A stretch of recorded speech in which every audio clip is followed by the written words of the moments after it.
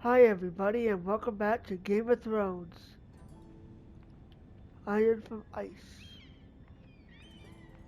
With a letter from Mom. It troubles me to even ask this of you, but you must appeal to Lady Marjorie to intervene on our behalf. She is our best hope, and can be a powerful ally, especially now when your family so desperately needs her help.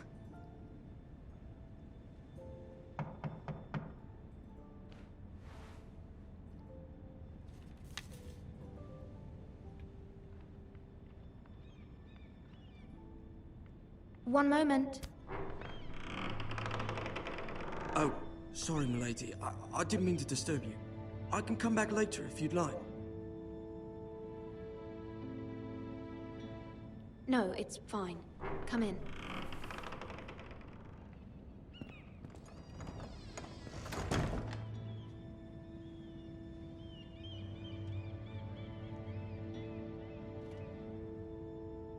Begging your pardon, milady, but you all right? If you don't mind my asking, you seem rather upset. I'm just worried about my family. Ah, letter from home, is it? It's kind of you to ask. Of course, milady. You've always been kind to me. Please hurry if you can. Lady Marjorie will be here any minute. Of course, milady.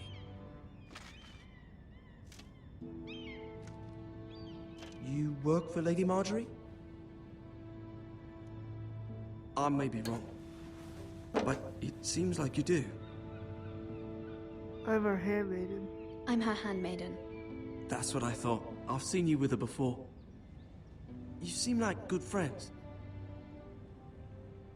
I saw Lady Marjorie just this morning, outside the Royal Sept, talking to Queen Cersei. Cersei?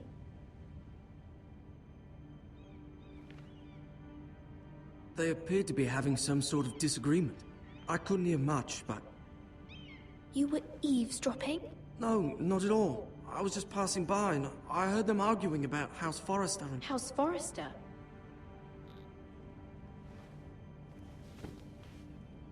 I thought you'd like to know. Forgive me if I was mistaken. I hope you're not in any kind of trouble. Most people don't tend to notice a call boy. Not in King's Landing, with so many lords and ladies about. You see and hear all sorts of things when people don't even know you're there. Good night, milady.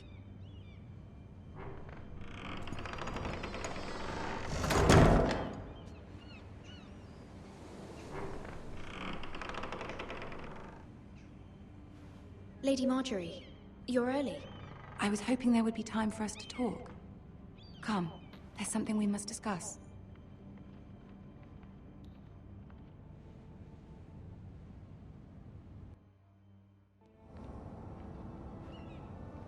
From the day you arrived in Highgarden, I've thought of you more as a friend than as my handmaiden. A dear friend, in fact. Thank you, my lady. And you know how I feel about what's happened to your family. I feel your pain as if it were my own. What you've suffered is beyond imagining.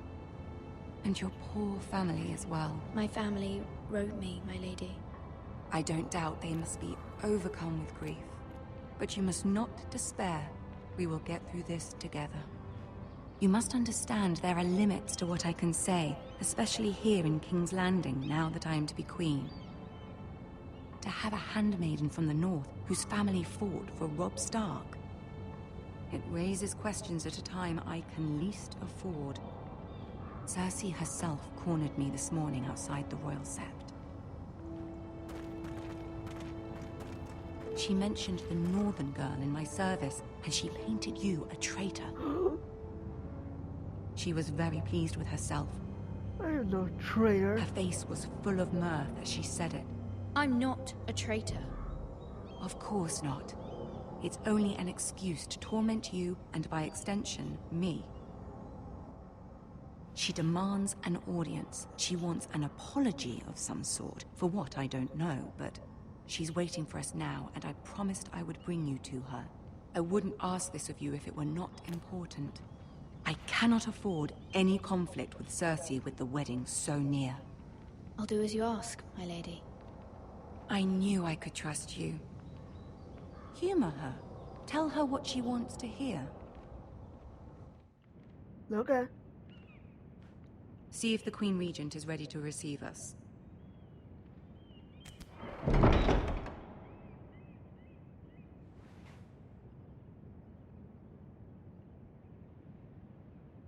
What the hell are you gonna be for? You'll be fine. I know you will. You may feel one thing, but you must say another.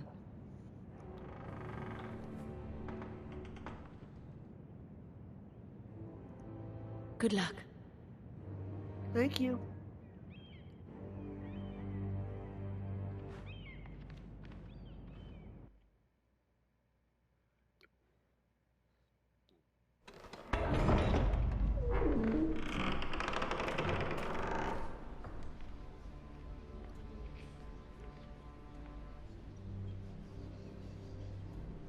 You can do this.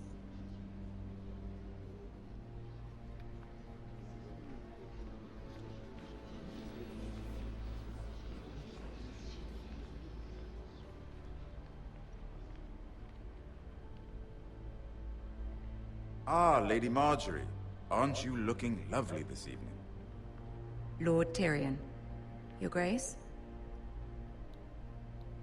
With your permission, allow me to introduce Lady Mira of House Forrester.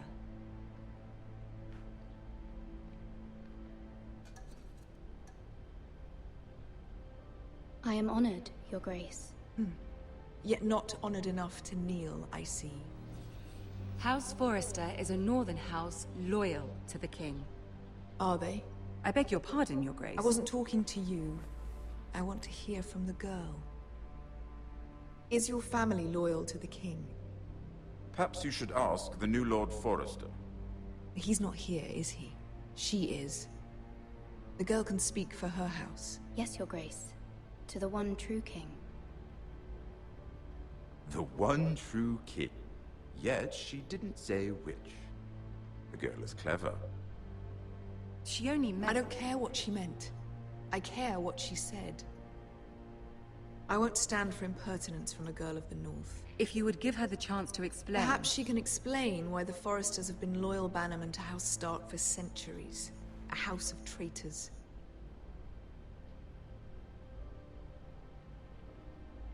They were wardens. They were the Wardens of the North. We all served at the pleasure of the king. Clever girl. Perhaps too clever for her own good. And she would have us believe she didn't know which king she served. Is your house willing to swear fealty to your new liege lord, Roose Bolton?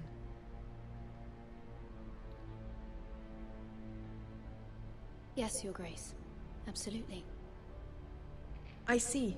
Despite the fact Roose Bolton allied with Walder Frey. If it was me, I'd find it difficult to so quickly forgive the men who killed my father. Old allegiances are not easily abandoned. But now that the war is over, we must look to rebuild and forge new alliances. There are ships and shields to be built, and Joffrey will need a steady supply of ironwood for his armies. I'm told there are others who would happily serve that purpose, but I trust we can rely on House Forrester. Forrester Ironwood does seem rather unique. Yes, Your Grace. It would be a shame to see it fall into the hands of another house. I imagine you'd do almost anything to prevent that from happening, wouldn't you? Ask any Lannister, and they'd do whatever was necessary to save Casterly Rock. It would be unfortunate to see another house lay claim to what's yours. Yes, anything. Yes, Your Grace. I would do anything.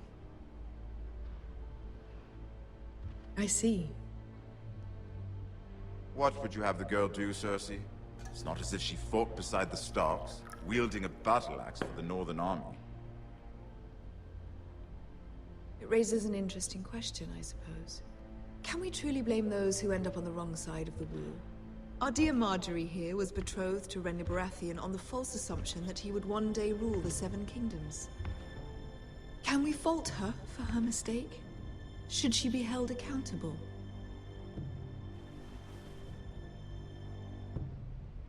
I won't judge her, Your Grace. I wasn't there. I didn't face her decisions. Aren't you a delightful girl? If only one could flit through life without ever holding an opinion of their own. If there's a point to this, I hope you find it quickly. Loyalty can be such a hard thing to define. This city alone is filled with all sorts of ambitious opportunists looking to reinvent themselves, pretending to be something they're not. Who knows what lurks within their hearts? You are a girl from the north, here in service to Lady Marjorie. One can only assume her interests are yours. Yet loyalty to a king, that must be absolute, beyond question. And if your loyalties were to become conflicted between your king and the very person whom you serve, what would you do then? I'm sure she would... Let the girl answer the question. Go on. I would be true to the king, Your Grace. Well said. I was beginning to worry you didn't have your priorities straight. She is a threat to the crown, isn't she? The most dangerous handmaiden in all of King's Landing. My sense is this girl will say almost anything to get what she wants. Which is not very encouraging. I'd like a word with you, if I may. Of course, Your Grace.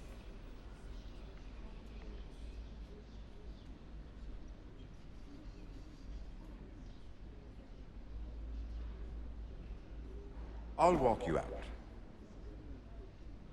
This may come as a surprise, but I met your father once, at the tourney at Lannisport. Even then he didn't trust Roose Bolton. We only spoke briefly, but your father struck me as an honorable man. You have my condolences for his loss.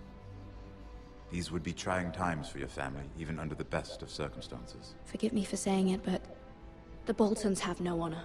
Roose Bolton has many unique qualities. Honor is not one of them. That certainly took courage. To so publicly declare your loyalty to Joffrey for all to hear. Poor Lady Marjorie was humiliated, although Cersei seemed quite pleased. It was quite the first impression. I, of course, found it all highly entertaining. I did it for Lady Marjorie. Rather odd, if that's what she asked of you. But I'm sure she has your best interests at heart. My sister and I have our differences. She takes great pleasure in her little charades. I take mine in thwarting them. We must find our amusements where we can. She threatened to give your ironwood to another house. It is the Master of Coin who decides such matters. The Crown needs boats. Boats need wood, and I speak for the Crown in this regard. Not her. You can help my family. I suppose the Crown could be persuaded to secure ironwood from House Forrester. Lady Marjorie might not look favorably on such an alliance, and it would infuriate Cersei. Although what would be amusing for me might prove rather dangerous for you and your house. Are you willing to risk that? It's a risk I'm willing to take, Lord Tyrion. Please. You are a brave girl, aren't you? I'll consider it. Now, if you'll excuse me, I promised Sansa I would join her for dinner tonight. 3 beautiful bottles of Dornish wine await my arrival. The mere thought of them makes me thirsty already. Good night, Lord Tyrion. Just be careful. This is not the North. King's Landing can be a nest of vipers to the uninitiated.